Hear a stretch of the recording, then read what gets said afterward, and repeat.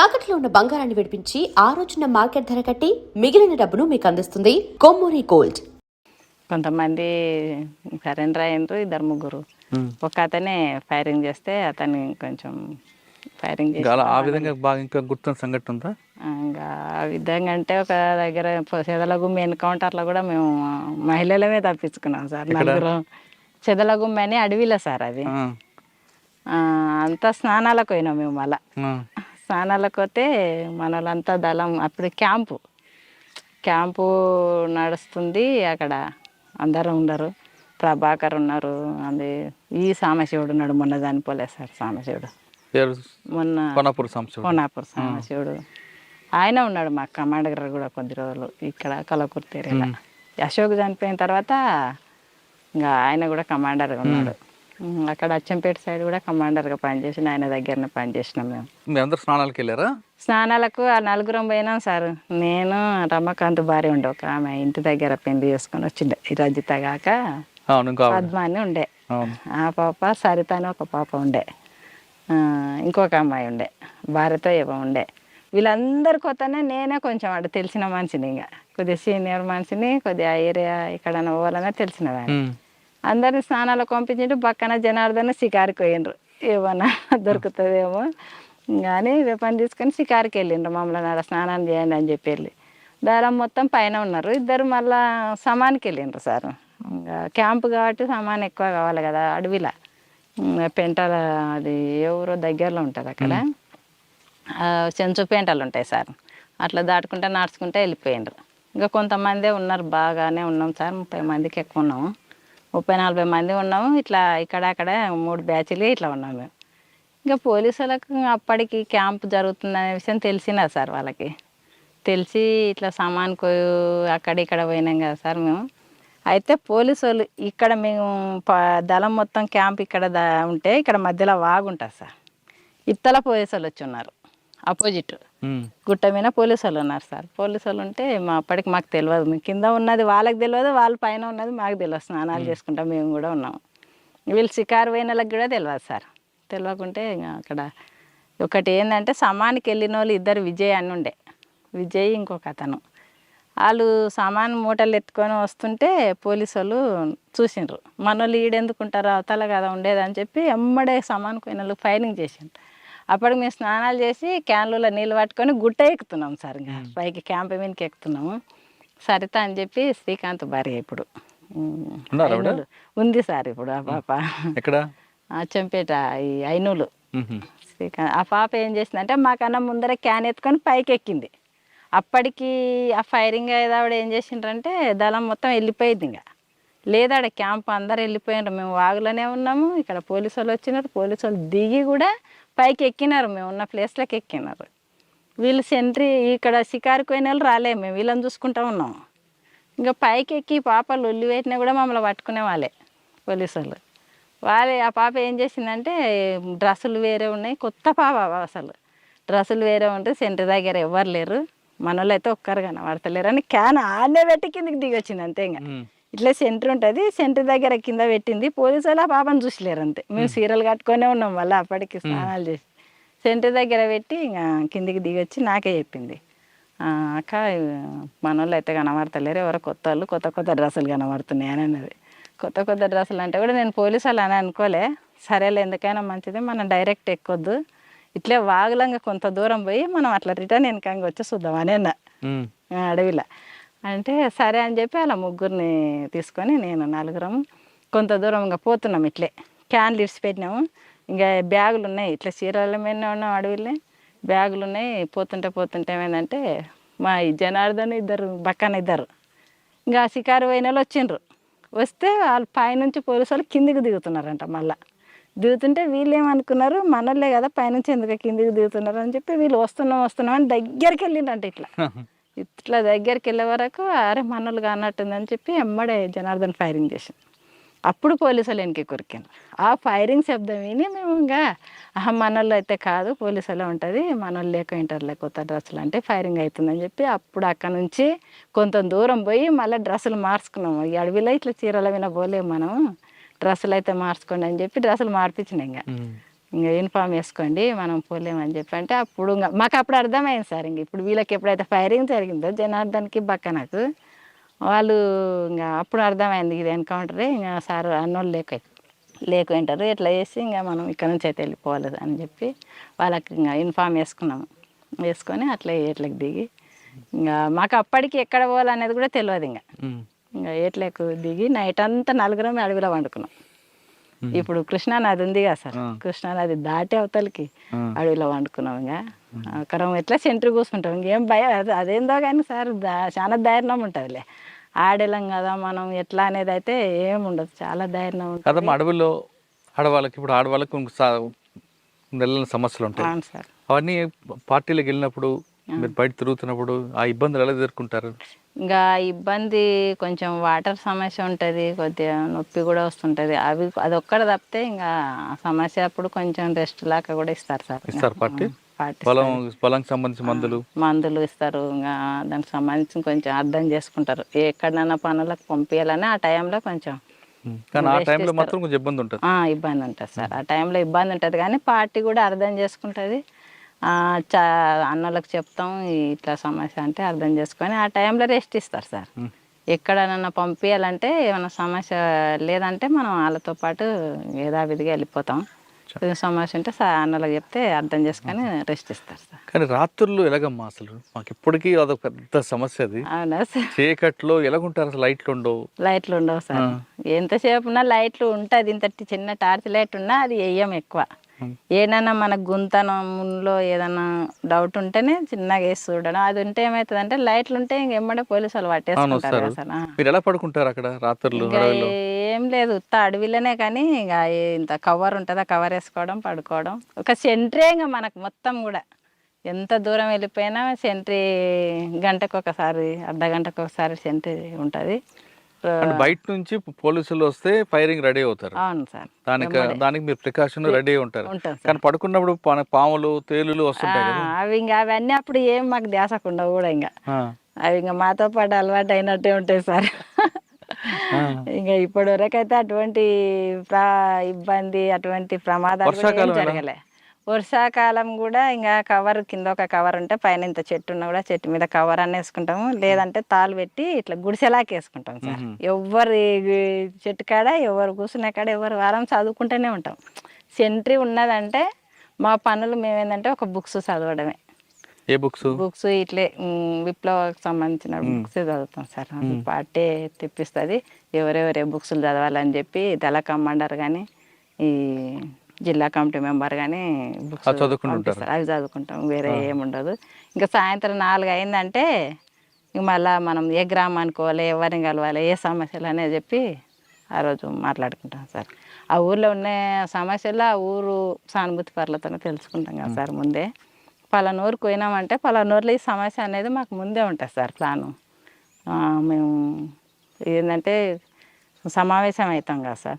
సమావేశం అయినప్పుడు పలానా ఊర్లో ఈ నెలలో ఈ సమస్యలు ఉన్నాయని చెప్పి మేము రాసుకుంటాం సార్. మొత్తం రాసుకొని ఆ గ్రామానికి పోయినప్పుడు మహిళా సంఘాలలాగా పెట్టడం, మహిళలను పోయి లేదంటే పురుషుల దగ్గర కూడా వాళ్ళకు కూడా సంఘాలలాగా ఏర్పాటు చేసి అవి పంచాయతీలు కానీ భూమి సమస్యలు కానీ ఏవి కానీ ఆ రోజు ఆ సమస్య గురించి మాట్లాడాలి.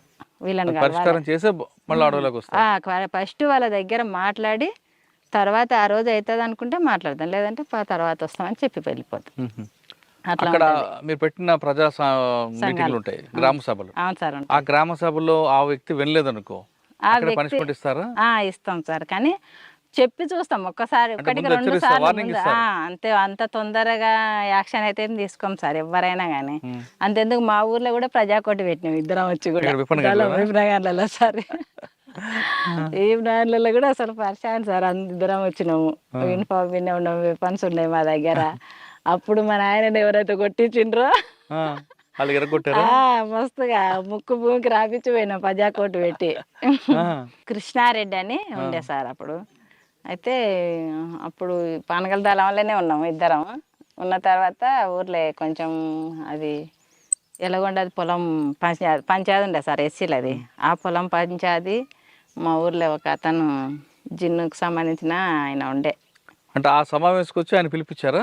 లేదు అనుకోనే మేము మాకు ప్లాన్తోనే ఈ ఊర్లో ఈరోజు ప్రజాకోర్టు పెట్టాలి, ఫలానాలను పిలిచని ఈ సమస్యల గురించి మాట్లాడాలి ప్రజల మీద ప్రజల దగ్గర అని చెప్పి మేము అనుకొని ఊర్లో పోలీస్ స్టేషన్ ఉన్నాగానే ఊర్లోకి వచ్చి వాళ్ళ ఇంటి దగ్గరకు వచ్చి తీసుకుపోయి ఎస్సీ వాడు అన్న కమిటీ వాళ్ళు ఉంటుంది, ఆడికి తీసుకుపోయి ప్రజలు ఆయన గురించి మాట్లాడి ఇంకా ఆయన చేసిన నేహరాలు అన్నీ కూడా ప్రజలకు చెప్పి మీటింగ్ లాగా పెట్టి పాటలు పాడి ముక్కు భూమికి రాపించినాం ప్రజలని, తప్పని ఒప్పించినాం వాడ ఆయన దగ్గర. కానీ పార్టీలో మావోయిస్ట్ పీపుల్స్ వార్ పార్టీలో వ్యక్తిగత కక్షలకు ఎక్కువ ప్రాధాన్యత ఇవ్వకూడదు అని ఉంటుంది. అవును సార్, వ్యక్తిగత కక్షలు ఏం కాదు సార్. మరి మీ నాన్నగారు కొట్టినందుకు కదా కొట్టిన అతనే అంటున్నా కానీ ఆయన కొట్టిన అతన్ని, మీ నాన్నగారు కొట్టిన అతన్ని తీసుకొచ్చి నేలకు దానికోసం కాదు సార్ అంటే పాత నువ్వు అట్లా అనుకుంటున్నావా సార్? అట్లని కాదు, ఊర్లో అనేది మొత్తం పెత్తనం అతందే.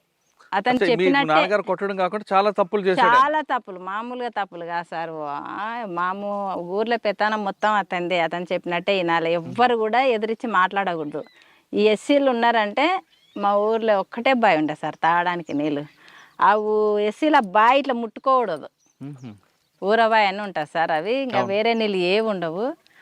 ఎంత ఊరు ఇంత పెద్ద ఊరైనా ఆ ఊరికి పోయి నీళ్ళు చదువుకొని రావాలి. అయితే ఎస్సీలు మేము పోస్తేనే, ఎస్సీలు కాకుండా వేరే కులం వాళ్ళు పోస్తేనే వాళ్ళు బిందె ఎత్తుకొని రావాలి. గంట సేపు కానీ వాళ్ళు బిందె ఇట్లా పెట్టి ఇట్లా నిలబడాలి సార్. ఒకవేళ మనం వాళ్ళు వచ్చి ముట్టుకున్నదంటే వాళ్ళని తీసుకుపోవడము, అనేక ఇబ్బందులు కొట్టడము చేయడము అట్లాంటివి ఉండవని చెప్పి కూడా జనార్దన దానికి ఎదిరించిండు కూడా సార్. ఊర్లే ఎదిరించి తోలుకపోయి కూడా నీళ్ళు సేదిచ్చిండు.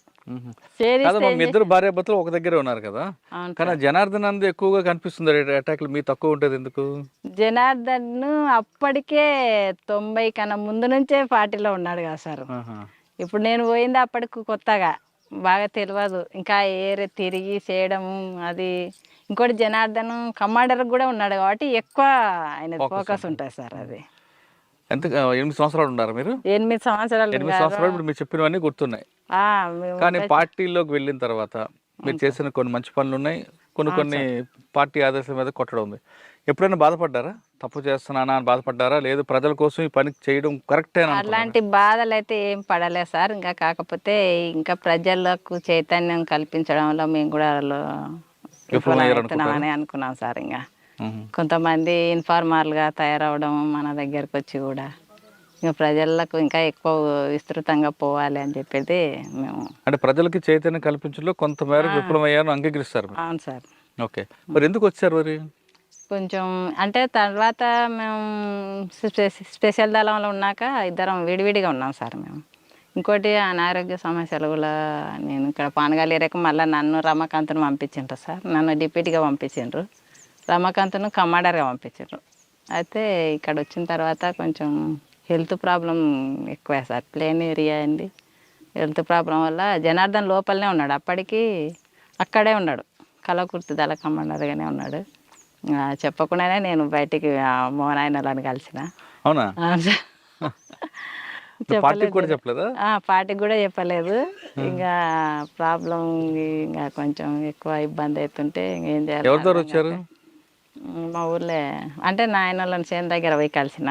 ఊర్లోకి వచ్చి ఇంకా నాయన ఊర్లో వెంకటేశ్వర సార్ ఉండే సార్, మొన్న వచ్చి లేకుండే సార్ డిఎస్పీకి వచ్చి ఆ సార్ దగ్గర పోయి నాయనలు మాట్లాడి సరెండర్ చేయించారు. ఆర్కే మీనా దగ్గర. అప్పుడు మీకు రావాల్సింది ఇచ్చారా? అప్పుడు ఏమి ఇవ్వలేదు సార్, మాకు 5,000 ఇచ్చిండ్రు. అంటే ఇమీడియట్ రిలీఫ్ అది. తర్వాత ఏమి ఇవ్వలేదు సార్.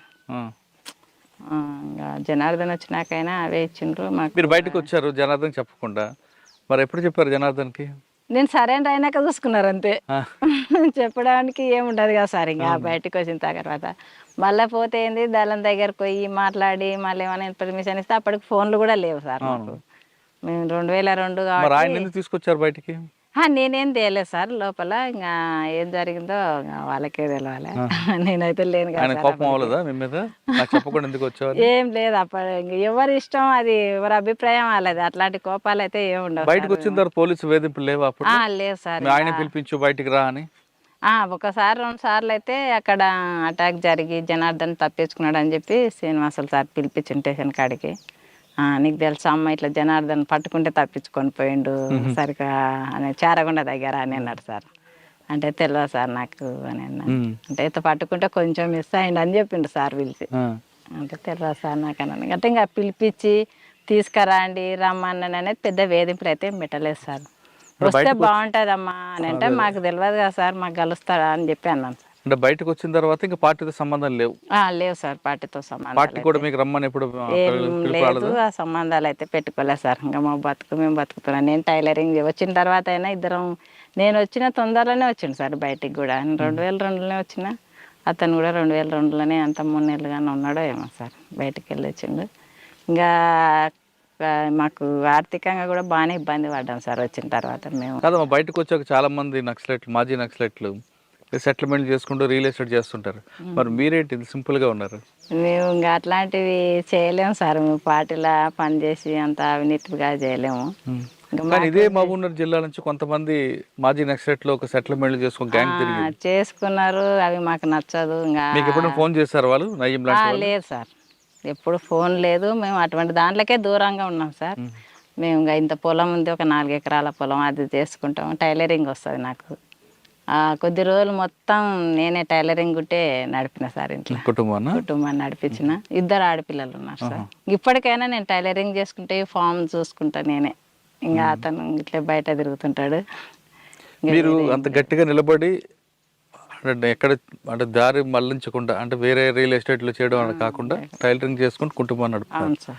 కొంతమంది మహిళలు ఏదో చిన్న చిన్న కష్టాలకే మొత్తం జీవితం అంతా కోల్పోయిన బాధలతో ఆత్మహత్య చేసుకుంటుంటారు, పిల్లల్ని అనాథాలు చేసి.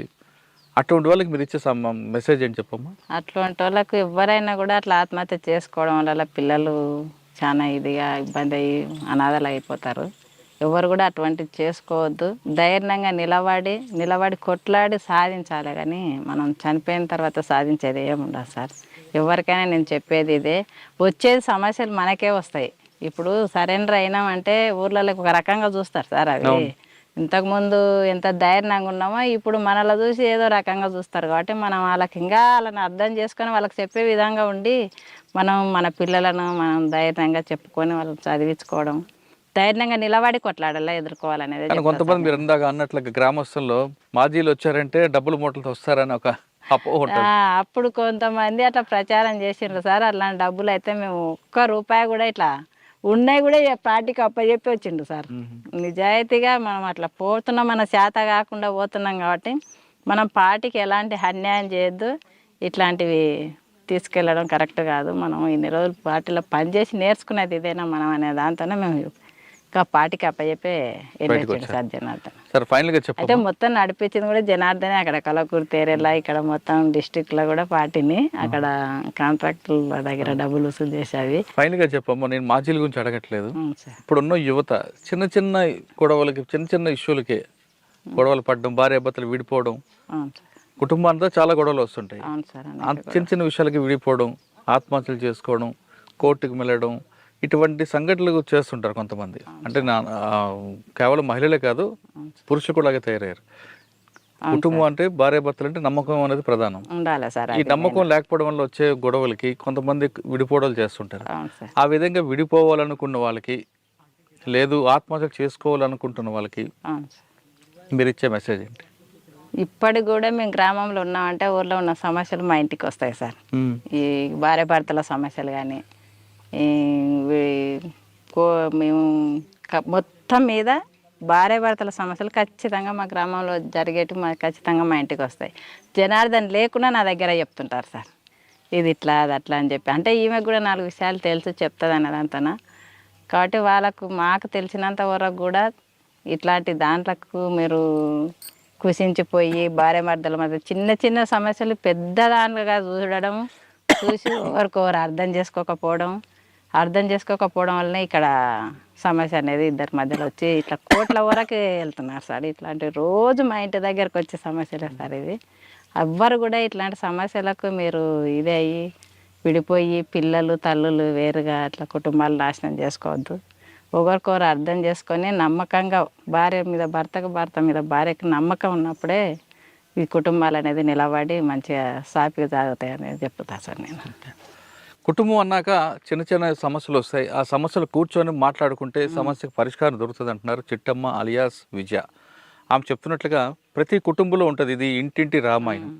ఇంటింటి రామాయణ రోడ్డుకి ఎక్కించి మీ కుటుంబాల పరువు మీరే తీసుకోకుండా ఆ విధంగా తీసుకోవడం వల్ల మీకు ప్రస్తుతానికి కొంచెం రిలీఫ్ ఉన్న తర్వాత మీ పిల్లలు ఎంత బాధపడతారు విషయాన్ని ఆమె చెప్తున్నారు.